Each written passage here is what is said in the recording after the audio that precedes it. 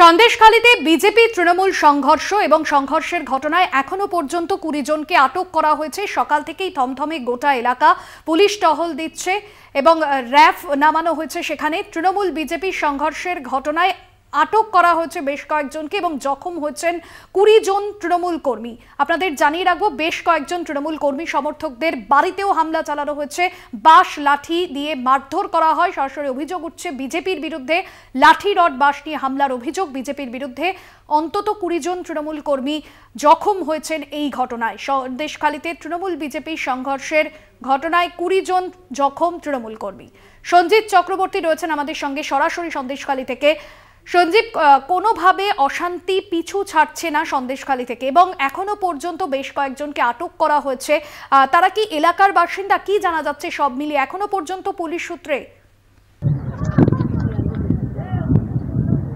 দেখো, ঘটনার সূত্রপাত যে কেন্দ্রীয় বঞ্চনার প্রতিবাদে 100 দিনের কাজের টাকা এবং রাজ্যের একাধিক প্রকল্পের টাকা কেন্দ্র সরকার যেভাবে আটকে রেখেছে তার প্রতিবাদে কিন্তু কালকে সন্দেশখালী 2 নম্বর ব্লকের তৃণমূলের নেতৃত্বে একটি অবস্থান বিক্ষোভ এবং মিছিল হয়। এই মিছিলটা পুরোপুরি শান্তিপূর্ণভাবে হচ্ছিল।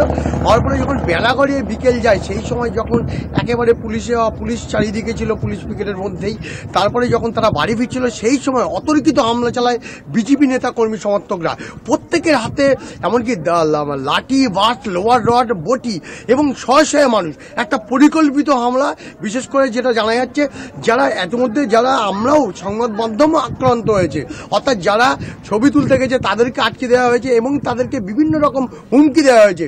যারা খেয়াঘাটে অর্থাৎ ধামাকালির খেয়াঘাটে যখন আসছিল সেই সময় তাদেরকে খেয়াঘাটের দড়ি কিন্তু ছিঁড়ে দেওয়া হয়, অর্থাৎ দড়ি আটকে রেখে দেওয়া হয় যাতে খেয়াতে না উঠতে পারে। পাশাপাশি কয়েকজন তৃণমূল কর্মী নদীতে ঝাঁপ দেয়, অর্থাৎ রায়মঙ্গল নদীতে ঝাঁপ দেয় প্রাণ রক্ষা করতে। সেই ছবি একাধিকবার দেখানো হয়েছে। পাশাপাশি এই নিয়ে কিন্তু অতর্কিত হামলা চালানো হয়েছে। ইতিমধ্যে 20 জন জখম হয়েছে। এই ঘটনার পর থেকে কিন্তু এলাকা যথেষ্ট থমথমে ছিল। ঘটনাস্থলে এতটাই উত্তেজনা তৈরি হয়েছে। পুলিশ সুপার রয়েছেন ডক্টর মেহেদি হাসান, তার নেতৃত্বে বিশাল পুলিশ বাহিনী রয়েছেন। তারপরে সন্দেশখালী জেলা পরিষদের সদস্য তথা তৃণমূলের নেতা উত্তম চন্দ্রের বাড়িতে চড়াও হয় রাত্রিবেলা এবং তার বাড়িতে ভাঙচুর, লুটপাট এবং তার স্ত্রীকে মারধর করা হয় এবং স্ত্রীর জামা কাপড় ছিঁড়ে দেওয়া হয় এবং একাধিক বাড়িতে ভাঙচুর চালানো হয়। পাশাপাশি পোলট্রির ফার্ম আগুন লাগিয়ে দেওয়া হয়। একটা স্কুল হচ্ছিল, বেসরকারি একটা ইংলিশ মিডিয়ামের স্কুল, সেই স্কুল তৈরি হচ্ছিল, সেখানেও কিন্তু হামলা চালায়। এখন প্রশ্ন হচ্ছে, লিজের টাকা নিয়ে যদি আত্মসাৎ করে থাকে তাহলে শয়ে মানুষ কোথার থেকে আসলো? তারা এর পিছনে কোনো ইন্ধন দেওয়া ছিল? বারবার শাসক দলরা দাবি করছে এরা বিজেপির নেতৃত্বে বহিরাগত দুষ্কৃতীদের এনে রীতিমতো সন্দেশখালীকে লোকসভা ভোটের আগে উত্তপ্ত করার চেষ্টা করছে এবং পুরো রাজনৈতিক চক্রান্তভাবে এটা পরিকল্পনা করে এই হামলা করা হয়েছে। এই মুহূর্তে আমাদের সঙ্গে দাঁড়িয়ে রয়েছে সন্দেশখালীর বিধায়ক থেকে একেবারে, এবং সেই জায়গা থেকে কি বলছেন তারা, যারা রয়েছেন তোমার সঙ্গে, কতটা আতঙ্কিত তারা? দেখো, এই মুহূর্তে সন্দেশখালীর বিধায়ক সুকুমার মাহাতো রয়েছেন, তার সঙ্গে সরাসরি একবার কথা বলার চেষ্টা করব। লিজের টাকা পাচ্ছে না বারবার বলা হচ্ছে, আর এই পরিকল্পিত হামলা আঙুল কাদের দিকে তুলবে? দেখুন, গত 5 তারিখ থেকে ইডির একটা ঘটনা ঘটার পরে সন্দেশখালী শান্ত ছিল। আমরা সমস্ত মানুষ কিন্তু কেউ বিক্ষোভ দেখায়নি, কোনোভাবে পরিচিত হয়নি। কিন্তু তারপরের থেকে সন্দেশখালীর জমিকে কেন্দ্র করে, লিস্ট টাকা কেন্দ্র করে বিজেপিরা পরিকল্পিতভাবে ওখানে প্ররোচনা দিয়েছে এবং সন্ত্রাস তৈরি করেছে, মানুষকে ভয় দেখিয়েছে যে ঝাঁপিয়ে পড়তে হবে তৃণমূলের ওপর। এইভাবে কালকে যখন জমায়েত চলছিল, জমায়েত শেষ করে সবাই যখন বাড়ি ফিরছিল, একদম শেষ টাইম, যখন আর হয়তো 10-15 জন হাতে গোনা লোক ছিল, আমাদের দলের নেতৃত্বরা ছিল, যারা সবাইকে ভোটে তুলে দিচ্ছিল, তাদের উপর অতর্কিত আক্রমণ করে দুষ্কৃতীরা। এবং আমরা মনে করি সিসিটিভি ফুটেজ দেখলেই বোঝা যাবে শুধু জমি আন্দোলনকারী তারা মারধর করে না অন্য মানুষরা ছিল, কারণ সন্দেশকারী সব জায়গায় সিসিটিভি ফুটেজ আছে। এসপি এবং থানাকে আমরা বলেছি সিসিটিভি ফুটেজ দেখে যা অ্যাকশন নেওয়ার। এবং আমার মনে হয় কয়েকদিন ধরে সিপিএম বিজেপি পরিকল্পিতভাবে সন্দেশকারী শান্ত পরিবেশকে অশান্ত করার পরিকল্পনা করেছে।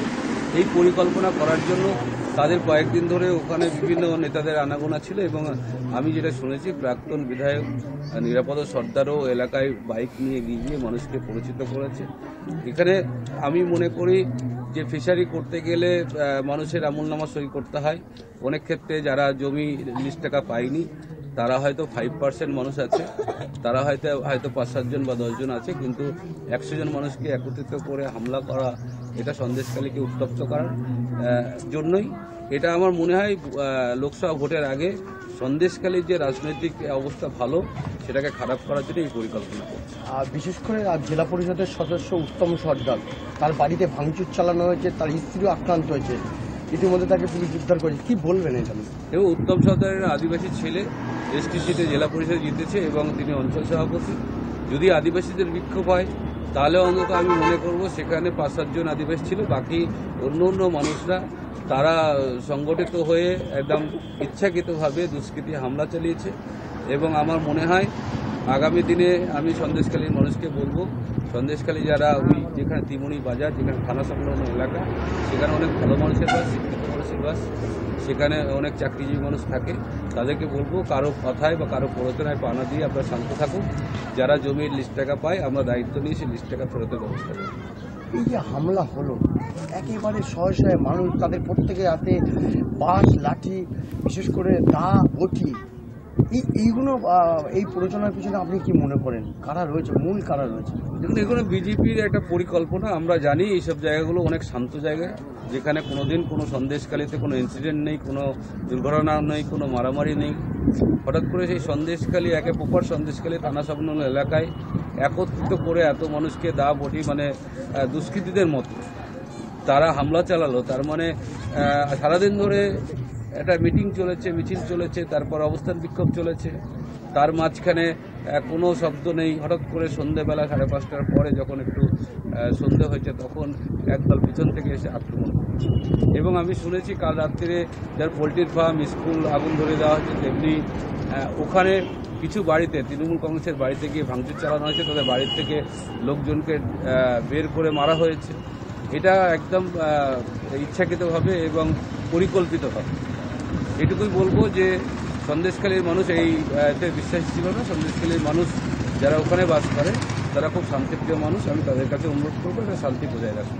সিসিটিভি ফুটেজ থেকে থানায় অভিযোগ করবে? ইতিমধ্যে আমার যেটা আমি খবর পেয়েছি সেটা হচ্ছে সিসিটিভি ফুটেজ আমাদের এসপি সাহেব দেখছেন। কাল রাত থেকেই তিনি আছেন এবং আমাদের পুলিশ আধিকারিকরা আছেন, তারা সিসিটিভি ফুটেজ দেখে চিহ্নিত করছেন কারা এই ঘটনায় জড়িত। ভাষাতে তুমি শুনলে বহিরাগত, বারবার বলা হচ্ছে যে এদের কাছে এত দা, বটি, লাঠি, শয়ে লাঠি কোথার থেকে আসলো। এবার এটা এই সম্পূর্ণটা কিন্তু পরিকল্পিত হামলা বলছেন সন্দেশখালীর বিধায়ক সুকুমার মাহাতো। তিনি বলছেন ইতিমধ্যে সিসিটিভি ফুটেজ সংগ্রহ করা হয়েছে, যারা এই ঘটনা করেছে, ঘটিয়েছে, তাদেরকে চিহ্নিত করার চেষ্টা করছে, পুলিশ তল্লাশি শুরু করেছে। গোটা পরিস্থিতির উপর সন্দেশখালী আজ সকাল থেকে আমাদের সঙ্গে, এবং ইতিমধ্যেই গোটা ঘটনার তদন্ত শুরু করেছে পুলিশ। গোটা ঘটনায় বহিরাগতদের যোগসূত্র রয়েছে এমনটাই কিন্তু মনে করা হচ্ছে।